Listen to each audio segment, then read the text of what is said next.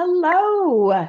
Welcome to our monthly webinar with our NEED project experienced teachers and curriculum writers here to share with you some of our favorite pieces of curriculum available on our website at the shop. Tonight, our subject is how to start a school energy team. And this is part of our observance of Energy Awareness Month here in October. I want to introduce you to one of my favorite humans on the planet, Nina Corley from Galveston. You want to say hi and give a brief introduction of yourself? Sure. My name is Nina Corley, and I teach high school on Galveston Island in Texas. Currently, I teach biology, chemistry, physics, environmental science, health, other things. But I use the NEED curriculum all the time. Before I was teaching high school, I taught in elementary. I taught fourth and fifth grade for 12 years, and I use the NEED curriculum there too. So I cannot say enough about how wonderful it is and how much it's added to my classroom, and being able to start and have kids participate in youth awards and creating energy teams has just added so much to their lives. You mentioned youth awards, and that is where we met many years ago. We were on the dinner cruise, as I recall, and we were hanging back watching our kids enjoy themselves as part of the celebration of all of their energy projects that they had done that year. And we got chatting, and we've been friends ever since all of these years. And tonight, I prepared some slides to share with folks that kind of walk you through the steps for starting a club at your school to do energy education related activities. And I thought I would sort of just interview Nina and invite her to share her experiences with you. And I would also, share some of my experiences. I was a classroom teacher for almost 20 years here in Rhode Island and had an energy club. We called it the NEED Club at my school. We weren't that creative. Other clubs around the country come up with much more creative names for themselves. But yeah, we got involved. I friends that hear me speak about NEED are probably sick of hearing this story, but my second year teaching in Scituate, I got a postcard in my mailbox that was an invitation to go to a NEED workshop in a neighboring town, and I was invited to bring 5 students, and we went, and the day was completely led by middle school ESL students that had started a club with their math teacher and their language teachers, and they did energy education activities for their school and the community members and beyond, and invited teachers from all over the state to come. And a couple of the students that went to that with me on the way home were like, well, that was pretty cool. Could we do something like that? And that's how ours was born. And it just grew and grew from there. But I'm getting ahead of myself. Let's jump over to some slides. I just want to say hello to Melissa. Welcome. Thank you for joining us. And Cindy, thank you for joining us. We are recording, just so you know, so that we can share this with more friends after. But if you do have any questions along the way, please feel free to unmute and ask them or share them in the chat. And I will do my best to monitor the chat while I manage the various screens that we've got going here. So let me go ahead and share my screen. And hopefully you're seeing my slides. Nina, are you seeing my slides? Yes. With Tyler? Yep. Okay. Yes. So this is our colleague, Tyler, who is working with NEED and lots of schools across the country, especially in Kentucky. And this is one of the green teams that Tyler has worked with in Kentucky. The QR code that you are seeing on the screen is the link to the curriculum guide called Blueprint for School Energy Teams. And what I thought I would do is walk us through the steps outlined in that guide for creating an energy team and highlighting some other great stuff along the way. And I'll invite Nina to share her story as we go. So let's see if I can advance the slides here. There we go. So the first step along this path before you start inviting kids to your classroom to do all these awesome activities is make sure you've got administrative support for your project, because you're going to want to do some fun and innovative things, and you're going to want to make sure your administrators know what you're doing and have your back. Another important piece here is to find out if your school or your district or your town has any energy policies currently in place. If they do, you probably have additional people in your community that are going to want to support your efforts. And if you don't, that is a tremendous opportunity to have a really big impact. One of the projects that I get to assist with right now in my role with NEED is working with Massachusetts folks. There was a big grant program last year opened up that invited municipalities to apply for grant money to support a municipal energy manager. And so now all of those 24 cities and towns or partnership organizations have additional capacity to help address energy efficiency and building efficiency in those places. So there might be other champions that you want to get on board. Nina, when you started out at the school you're at now, what did you do to get started? Well, I mean, probably mine wasn't so much the efficiency and stuff. I mean, I was using some of the curriculum with activities in my classroom.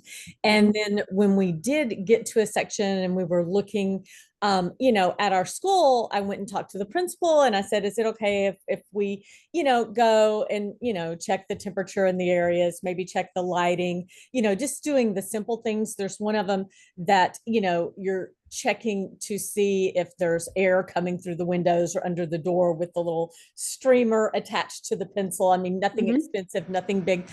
And so I got permission to do that. I told her, there'll be some things that we do, and maybe it's a possibility we can save electricity, if the kids can do this, can help with our, the utility bills. And so I had no problems, but I did go to her before I did anything with, taking the kids outside of the classroom to test things, but then also, having them write up suggestions of maybe things that they could do, or talking, to their other friends. It's all the stuff, turning off the computer or turning off the lights, or checking to see, is it better to turn it off and then right back on, or is there a certain amount of time that it should be left on before you turn it off, that type things. I mean, for me, I had actually started off with when I was teaching 4th and 5th grade, I had kids and I was using science of energy. And what I used more so than that was like having the younger kids, they were teaching activities to the kids younger than them.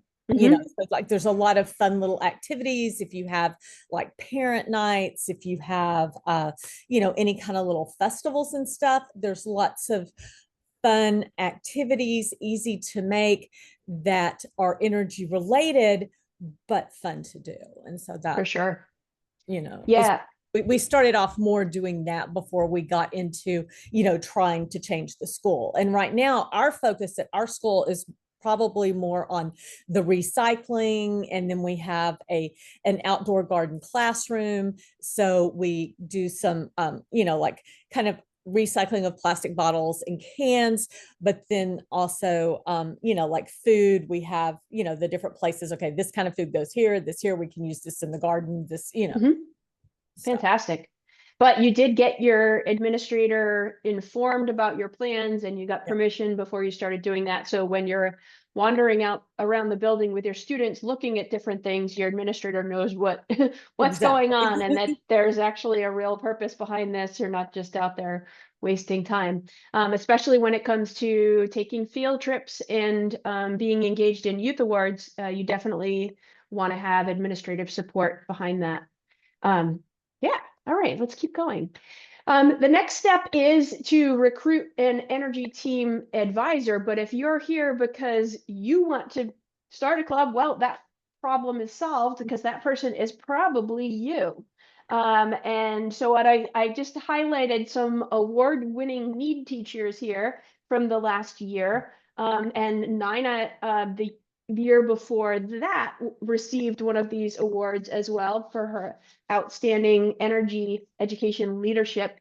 And just, keep this in the back of your mind. Not that we do these things because we're chasing accolades, but the programs that this work can lead to with the Youth Awards program and the Bob Thompson Energy Excellence in Energy Education Award, any of these can really help strengthen your program.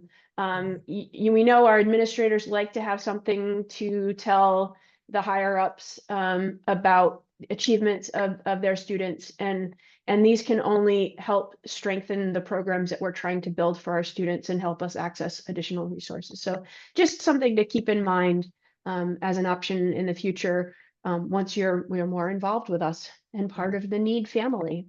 Yeah. Next up is make sure you know who your custodians are, who the folks in the kitchen are, who is the facilities director.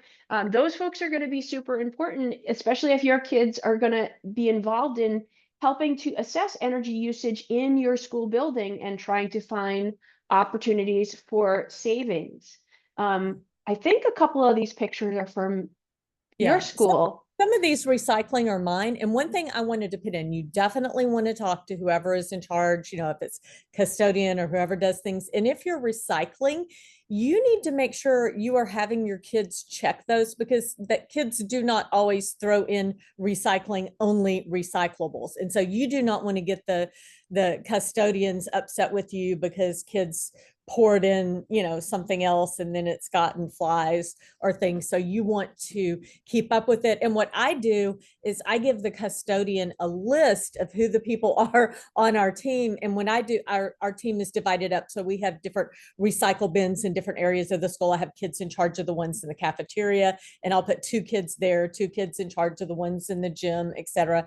And I will give the custodian the list of those kids too. So she can, if something's awry and she doesn't seem, she can talk to them. And we do like recycling newspapers. We take them to the Humane Society where they use them. And so I have students that are in charge of that, but I let our school secretary knows who the recycling people for which thing they are. So if they see something, it needs to be taken, or, something is right, we can keep up with it. And that way people don't get upset with you and are like, oh, well, we don't want recycling anymore because it's, there. So see something, say something, and accountability is what I'm hearing.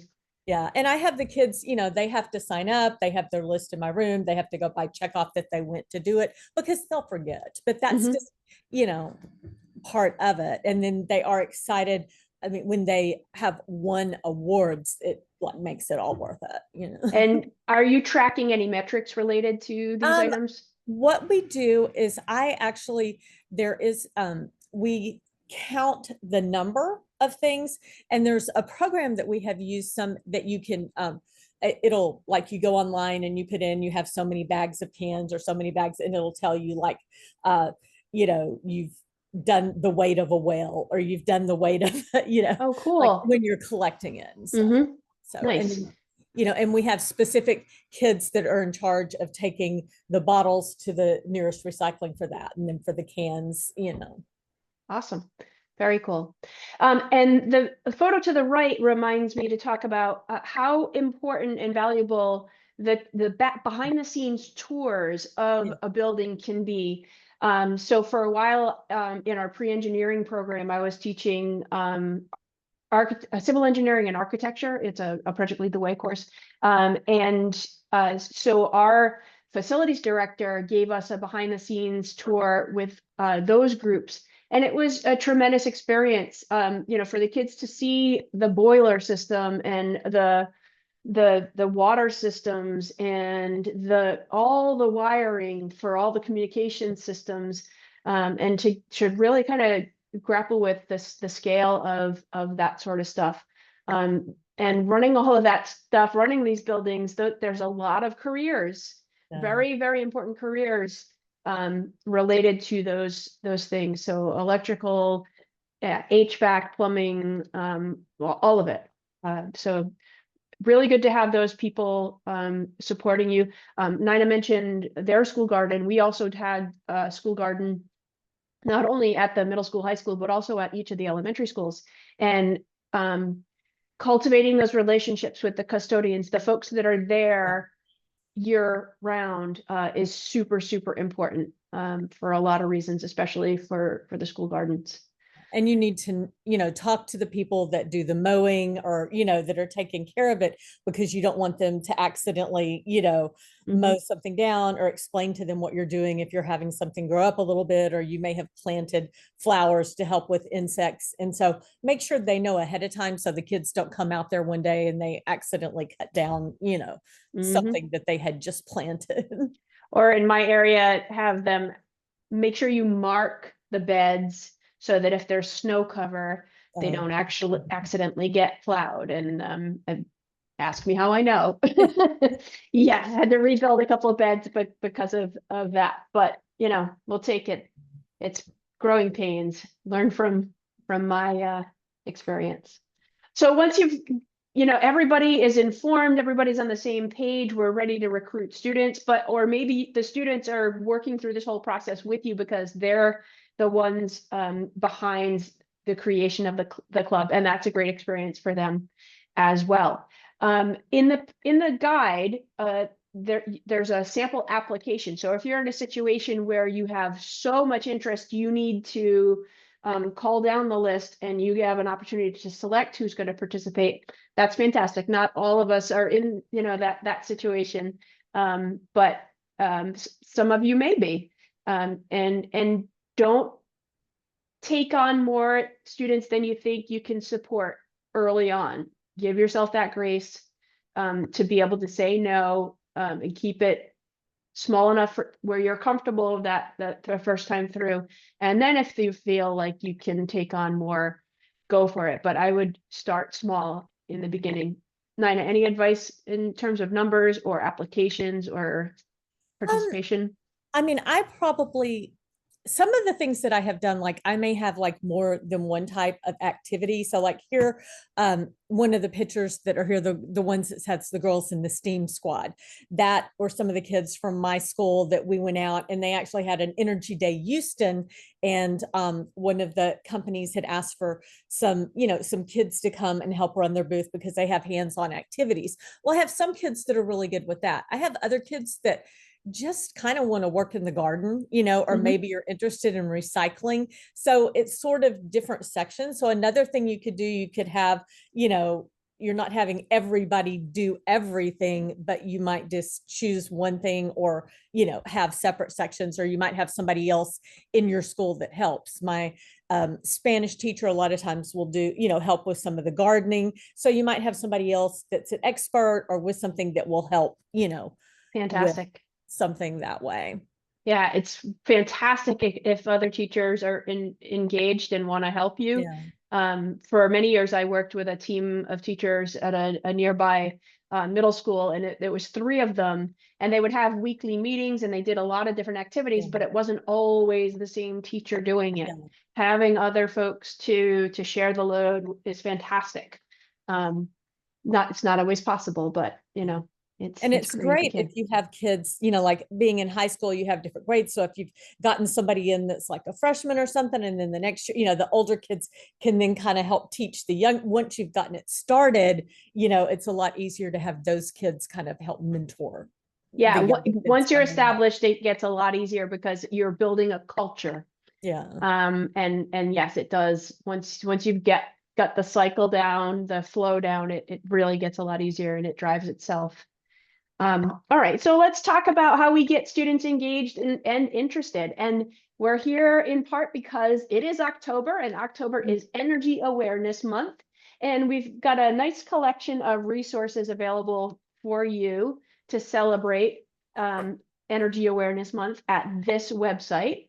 And I thought we could just maybe spend a few minutes talking about some of our favorite activities. That it could be like a one-off day, day before trick-or-treating or the day after trick-or-treating, when keeping their attention is a little challenging. and maybe we just want to do a fun, informative activity that maybe is a stepping off point for you to invite the most interested and motivated students to join your club. So here are a few of my favorites.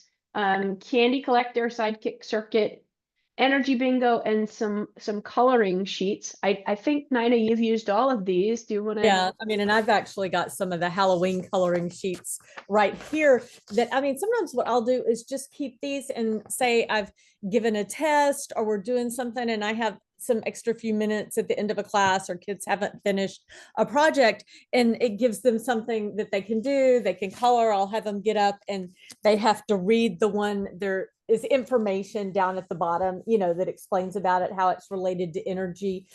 It works great for stuff like that. Yeah, coloring sheets are Yeah. not just for the little kids. My high school kids would love to color Yeah. after they were done with their tests. Yeah. And the other thing that is fun too, that a lot of people may not have looked at, they actually have stencils for pumpkins.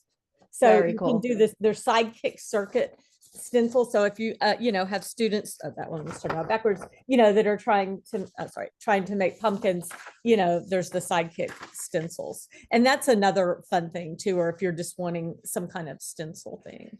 Very cool. I did pop those QR codes up there. They should direct you right to the page in the shop where you can download the free PDFs for these particular activities. Candy collector, you can find the materials yourself. It's just M&Ms and jelly beans and bowls and straws.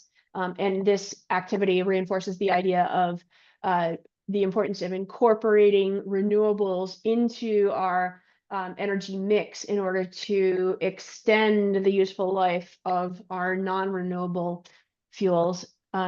Energy bingo is something we've had around for ages, and we have lots and lots of different versions of energy bingo now. And you could customize your own if you like. And so that link will take you to the page where you can download lots of those. Yeah, and those are great pre-assessment stuff too, the energy bingo, just to see what kids already know.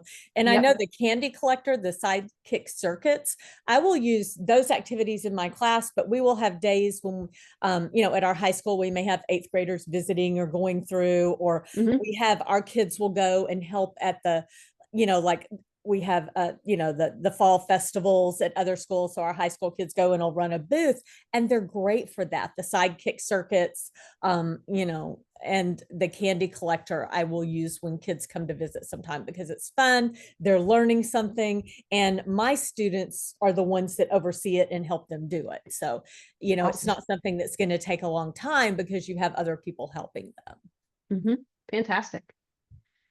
So once we've got some interest and we've got all those other pieces in place, we can start planning, start putting materials together.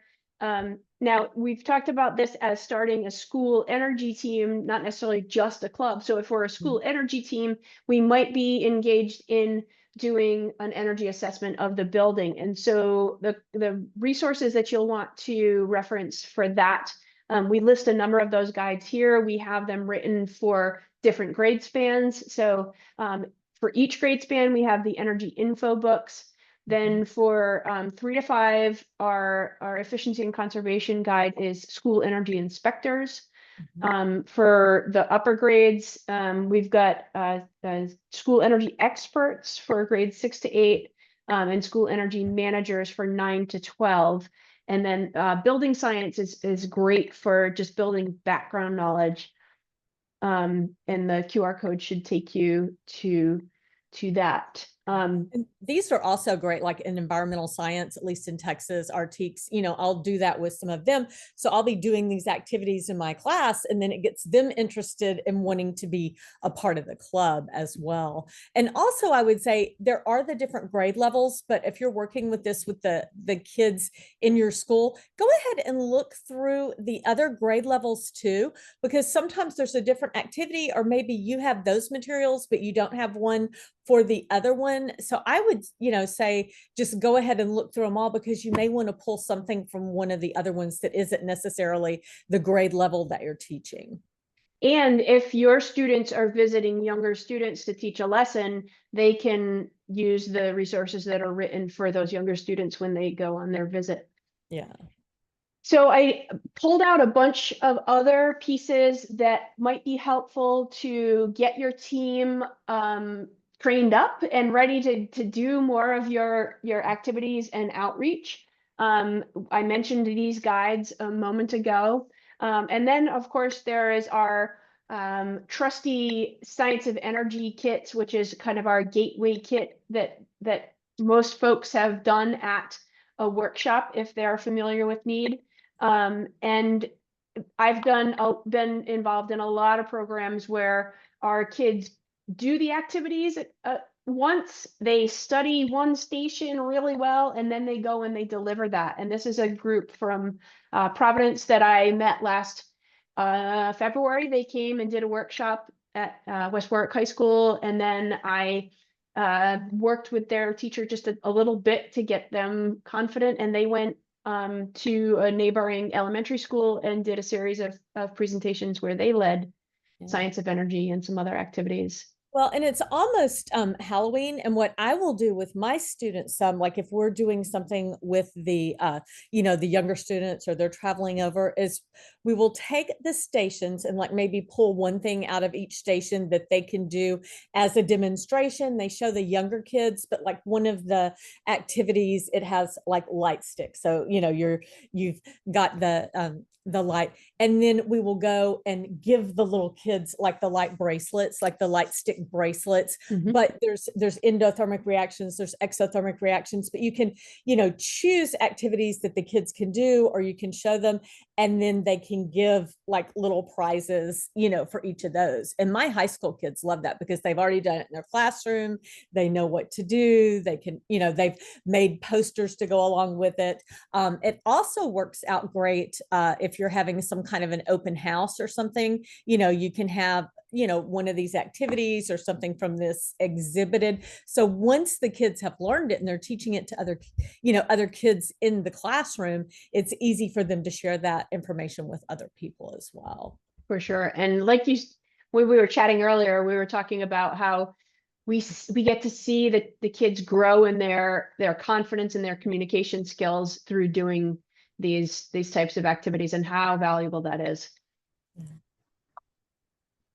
Here's another one that I really think is a lot of fun, and gives lots of different types of kids an opportunity to be successful in an activity. It's called Energy House. And in the basic Energy House activity, as you see these boys doing here, they selected a type of insulation, and so they insulated their house. They'll put in their drywall, which is a poster board. They're putting in doors and windows, and then we do a test where we install an quote unquote air conditioner in the dwelling, and then we look at the temperature change and see which house cools the most because it's got the best insulation, preventing movement of thermal energy from outside to inside.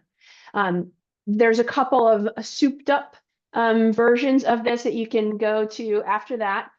We see the one on the cover of the guide here is very nicely decorated, so we can look at curb appeal as well. But there's one version of this where we look at heat island effect, and so we take into consideration the decorations, the color, the landscaping, and so forth, and consider heat island effect. And then there's another version where we can add the solar panel from the PV unit to this, and use that to light up some LEDs. Mine is over there. I'll grab it and show you a little bit later. But and my students love doing this. They get very competitive and they want to sit there, and make sure that the temperature of theirs is better, or you can add things too with the decorations. You can have there's a part of it where you can get different materials that they can do the insulating with, but then they have to pay a certain amount for each of those, and then you add up at the end and see how much money you spent and then how well it was insulated. So you're also taking into consideration sort of cost as well, right, so you could energy saving. You could calculate the return on investment. You can have them adjust this square centimeters, or the cubic centimeters of the dwelling, and see how that impacts it.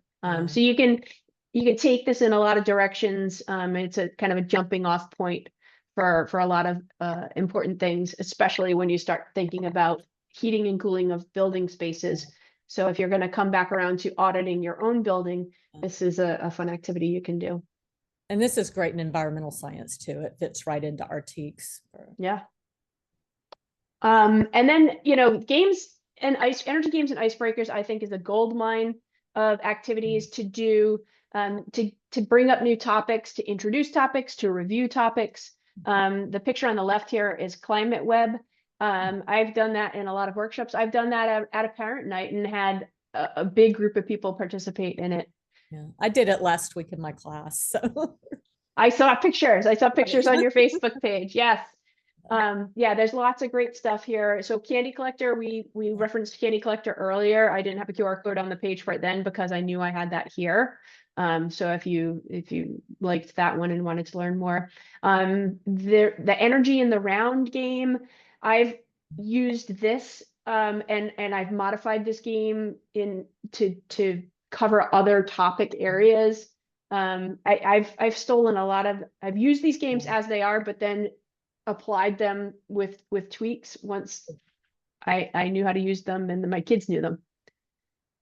What I really like about the Climate Web that you have there, or any of the web games, is that what the kids do is they have a sign, it says what they are, they read the information from on the back, but any of them can relate to any of the other things. There's no right or wrong answer when you're doing it, as long as they can explain how it relates to the other thing. And I think it really gets the kids thinking, because we were sitting there and then, we walked back into the classroom after we did it. And the first question I asked them, okay, why do you think we just did that activity? And then one of the students actually said, it was because it all relates to each other. I didn't realize that they could each relate to each other. And so then that made me feel really good, because it worked, they understood. But I love the web games. If you do them, the one thing that I do want to suggest, you're having the kids pick up the string at the end, have all the kids stay in the circle, lay the string down on the ground, and then have one person take it up so that you don't get it all tangled up. That's just pro tip. Housekeeping. Pro tip. Preach. Yep, exactly. And the other piece that I love about this one is they have seen those connections and made all those connections. And then you go and you tug on one piece of the system, and they literally feel the strain that it causes on other parts of the system. So a strain in one part of the system affects the whole system. And that's what I really, really love about that particular activity. Okay, so let's keep going here. It's just some other fun background pieces. The H2 Educate guide, looking at hydrogen and electrolysis. So you can incorporate this into multiple areas. Which class do you do this one in, Nina? I use it in chemistry. I have also used parts of it in other classes too. It has a great area where they make models out of the clay also, that are really easy for them to to use. But I always use that every year. I start off my chemistry class using Science of Energy, and then I use the H2 Educate to take a look at hydrogen and the relationships. Cool. This is one of my favorites. It's taking the wind can do work activity and souping it up and making a generator that really works. And you just gotta have really good alignment down the middle of that toilet paper tube with your straw, so your magnets don't hit on the inside of the tube. And it's great. And then you can put it on a stick and stick that stick in a bucket with sand, and then you've got an ocean-based wind turbine, which is pretty darn cool. And then you can put that on floats, and it's floating hydro. There's a lot of wind stuff. I think this QR code doesn't go to one specific wind guide. I think it goes to the whole library of wind resources. Nina and I got to go see the Block Island wind turbines together a few years ago, which was super cool. My students are always impressed. I'll throw pictures up there. Oh, you were actually that close to you. Yes, the country's first offshore wind farm. We were there. This is some more of Nina's students and doing the global trading game and the solar ovens. Do you want to talk about the context in which you use those? Oh yeah, global trading again. I use that in my environmental science. My environmental science classes basically all need curriculum. But what is really nice about global trading, it's an activity, and it starts off, and basically the kids are given these like a shoebox size, clear box. It has sand and there's things inside of it, but they are divided into groups. Each group is going to represent a country, but they don't know which country that they represent. And so they have to, first of all, they are going to have to mine their area to find out what resources their countries have. So they have to get together and decide, who's going to be the geologist, who's going to be the miner, who's going to go down, and they have to have the people, they're going to have to mine for it. Then they have to put it back like it was before. Once they have gotten that, they get the information that tells them, they'll have little cards that are like their resource source cards that tell them what energy resources they have. But then they also find out, like for people, like how many people are in the country, what their technology is. They have money and they're given boards. And so each one needs a certain amount of people so that it's the workforce, a certain amount of technology, you need a certain amount of energy. And so they are going to trade. So they have to choose somebody that's going to be the person that's going to go and trade. And then they have their advisors and they all talk about it. But it's a very limited amount of time that they go to do the trading. And only that one person from each group can go to trade. And the goal is for each group to fill in theirs to have, that specific number of the workforce and the energy. And when they go to do the trading, it's limited to that amount of time. They come back. And then after they have done it a few times, then all of a sudden you tell them to turn over those cards and there's impact cards. So certain energies, cost more than others. So then you get to come back and do another trade after that. So some of those people that may have had extra energy, maybe they want to change some of it.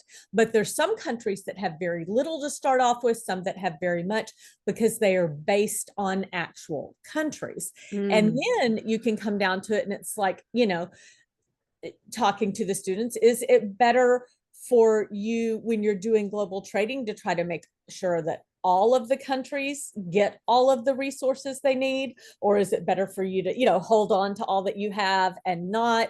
And so it can lead to some very good discussions that way, and then you work through it. But it's a great activity. And then at the very end, they can try to guess, which country they represented or what they didn't. But there's so many different aspects because you're looking at, the energy, you're looking at where it is around the world, what you have to trade, in order to get it, because they trade what they have access. And I love that game. And that allows very you rich. Tie in with other classes as well. And the solar ovens, that was part of our we were doing the photovoltaics unit, but these were solar ovens that the kids made themselves. That one we are cooking nachos in. We actually made some cookies that day too. Fantastic. But we live in a place where we have bright sun and you can do that. And the problem we have here is you sometimes have to watch out for seagulls coming in and stealing food. So when we put food out there, we have to have somebody kind of watching to make sure that, it survives. But the kids love it when they get to eat it. So they, build them out of basically pizza boxes. This is a clear white one, but they're very easy to make. But if you do like nachos or s'mores, it doesn't really matter if it cooks or not, for your son, but those do cook very fast. Yeah, we're not trying to cook chicken, right? No, we're not doing no. foodborne illnesses. We're sticking with safe things. Yeah, and I noticed you had some other souped up ones that you had some fancy reflectors that they added on. Yeah, those we cook cookies in very, much. We also will do carrots and stuff from out of our garden. And we took some quart jars and painted the outside black, and then used like the how they'll have like those baking bags and you put them inside. So if you put the carrots inside that and put them inside of those black jars, it cooks really fast. And that's carrots, awesome. again, it doesn't matter, how much they cook, but it really sweetens them up. Fantastic. All right. Now back to our regularly scheduled program, the blueprint for school energy teams that we've been talking about. So the next step, once you get your kids involved and you bring up their background knowledge and their confidence, then we want to collect some baseline information about your school. There are tools in this guide that are perfectly adequate for you to use. We encourage you to make it easy on yourself first time through doing this. You can use the stuff we give you or simplify it if you think you need to. Once you've done it a couple times, or if you have that student that is like, this is their passion project and they just want more, consider this tool from Energy Star.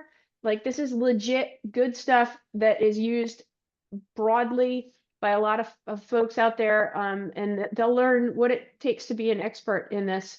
You're going to do an initial building survey, a building walkthrough, and a plug load assessment. There's data sheets that you can use there. And if you have gone to a workshop that has covered efficiency and conservation, you'll probably have those tools available to you. If not, you can always order a set, or just check the calendar for upcoming workshops in your area. Yeah. And sometimes I have found too, like with the kilowatt meters and things like that, that you can go, if you'll go to like your local, stores, sometimes they will donate or let you borrow something for your classroom. Or if you have any students whose parents work in the fields of, like with the electricity or different things, they might let you borrow something for the day. Fantastic. Yes. All right, keep going here. Next, we want to set some goals for reducing energy consumption in the building. If, like Nina School, they're focusing on recycling, they might set goals related to that.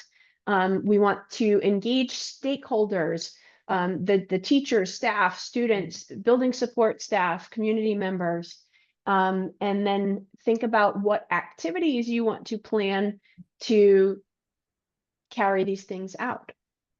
Well, and we'll have kids too that'll go and they might leave little notes like, you got caught doing good, leaving your lights off, or you got caught, it's like positive things, or they might leave like little prizes for the people that did, what they had turned off all the computers, or they had, made the temperature that, what it should be type Fantastic. stuff. Excellent.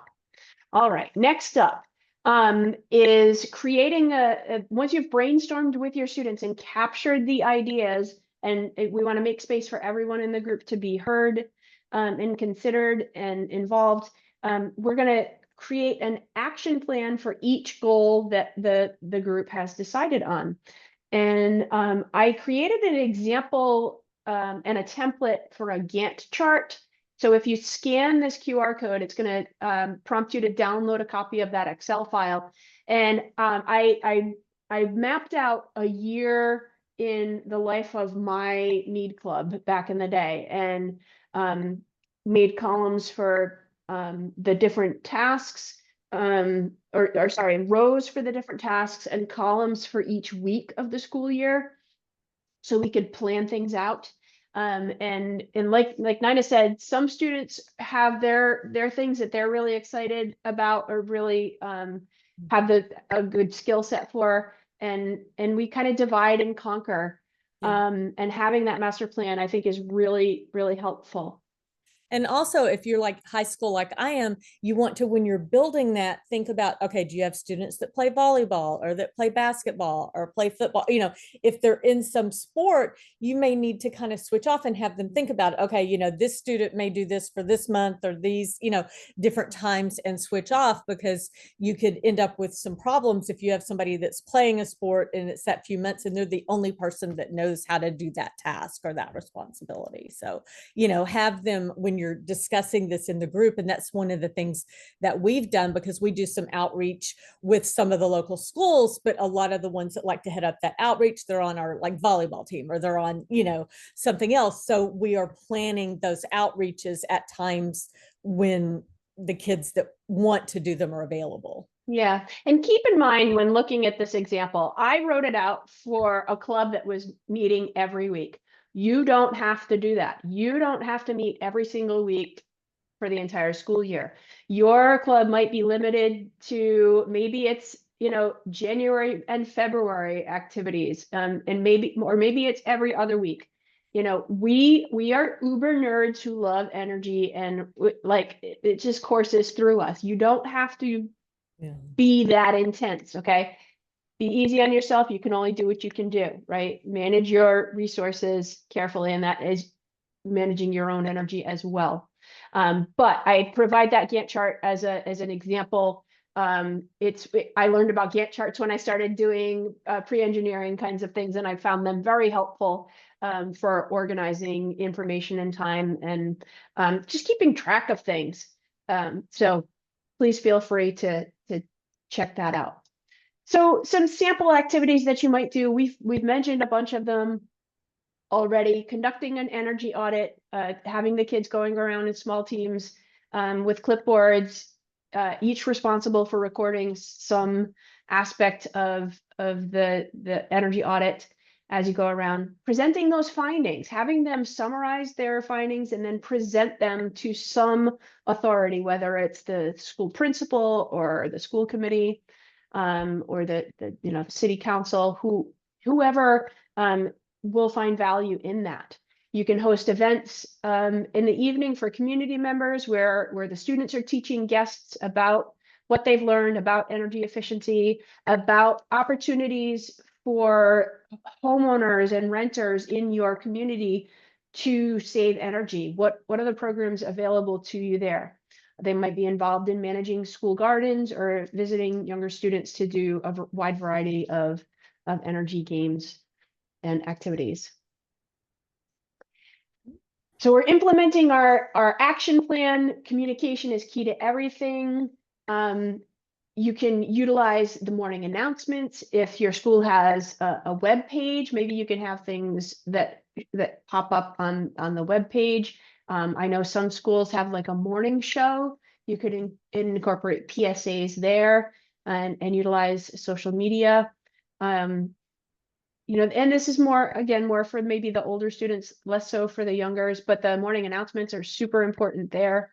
We want to celebrate all the participation and the successes and the service. And take advantage of what is in your in your community. I mean, like we have Mardi Gras here in Galveston. So we have at times, decorated a Mardi Gras float that had to do with, our recycling or things that we were doing with our team. There may be some, sort of carnival type things or things at schools or, around the community that you can go and have outreach there. And have fun. It comes down to fun in the end, because if it's not fun, they're not going to do it. They're not going to want to continue to be involved. And part of making that more fun is the way that we acknowledge their contributions and celebrate them. So we want to collect some metrics that we can report out to show our progress and show the effectiveness of our efforts. There are surveys in the guide to help you do that by helping to measure behavior, measure knowledge. There are some pre and post polls that are already written that you can feel free to use. I've had my students write their own pre and post polls based on what they think is important. Again, just depends on the direction you want to take it. Did you have anything you wanted to add to that part? I don't, and a lot of times too, it may depend on the part of your country where you're in, the things that you really concentrate on. I mean, I'm in a place where it's hot, like almost all the time. The humidity is really bad. We don't think that much about snow or cold. Very rarely, that is something here. So you may want to be thinking about the things that are, have the kids think what is costing the most for you? What is going to make the biggest difference in the area you're in? And gotcha. You can just concentrate on those, things to begin with. Awesome. I think also in the Excel sheet that is part of the Gantt chart, I think I added a couple additional tabs to help you keep track of the people hours in your project. Like somebody is in charge of taking attendance and you know how much time each of your meetings is, you can calculate the person hours for that. Keep track of the attendance at your various events to assess your reach. Those are metrics that are really great to celebrate and to report. So the final step in all of this is to recognize the achievements of your students in your group. Like I said, and we said early on tonight, Nina and I met at Youth Awards. And so what is Youth Awards?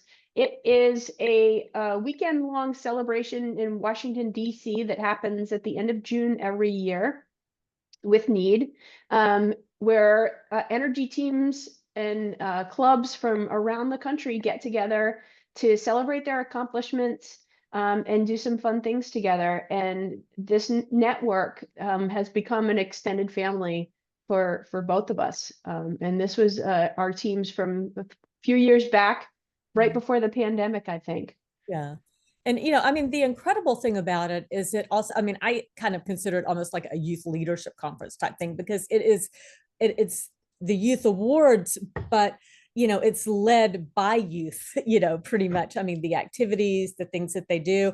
And I know my students that have attended, they have stayed friends with people that they met there, just like I've stayed friends with Shannon. You know, it's been an incredible experience, and just seeing them grow to get out this year. And they don't just go and, you know, hang out, but they actually, you know, talk with each other about their stuff. They do little project things together. They do get to see DC, but they see, you know, what is out there, what other people are doing. So it's not just them. And then they get ideas from projects that other people are doing or things that they're doing in their school, and they come back.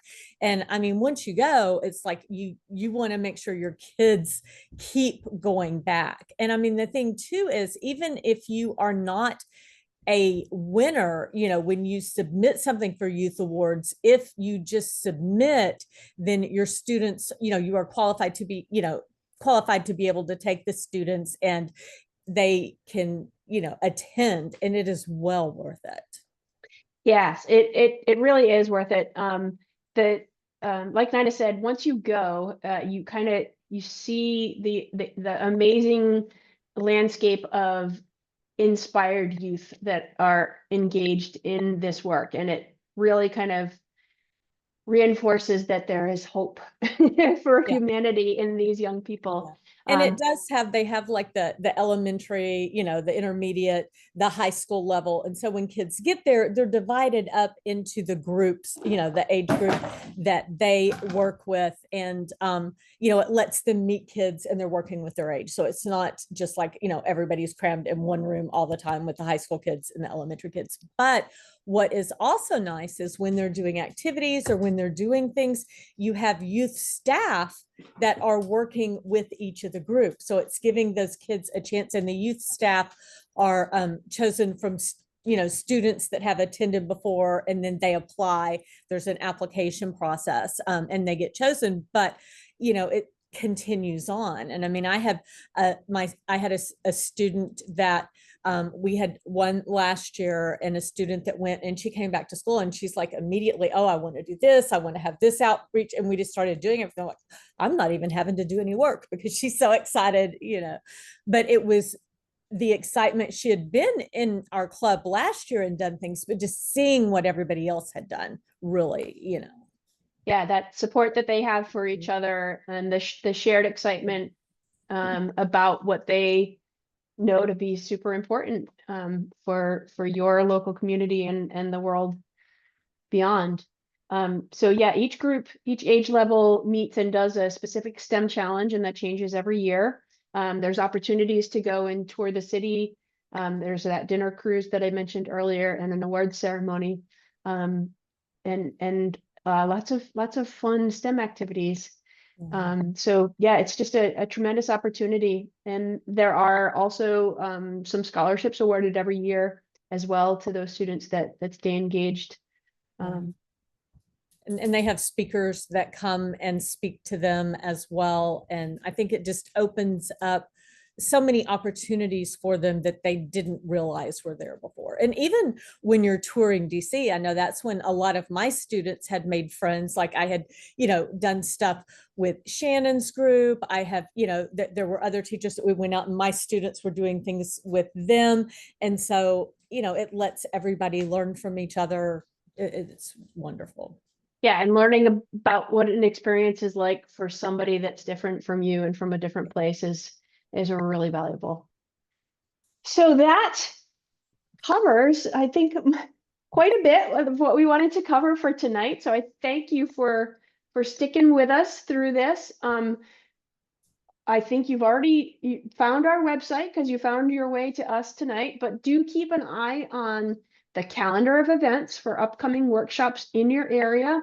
Come on back next month for our next webinar, which is going to be focused on more holiday fun activities. Nina talked to you about the template for the pumpkin carving with the sidekicks, and Emily's going to have a bunch of holiday activities to share with you next month, and I think some fun with circuits as well. So reach out to us anytime if we can help you with anything. Remember, all those curriculum materials are available for free download in the shop. And just share this info with your colleagues that might want to create an energy team with you. Awesome. Well, thank you so much for joining, and we'll say good night. Good night. Bye. Thank you.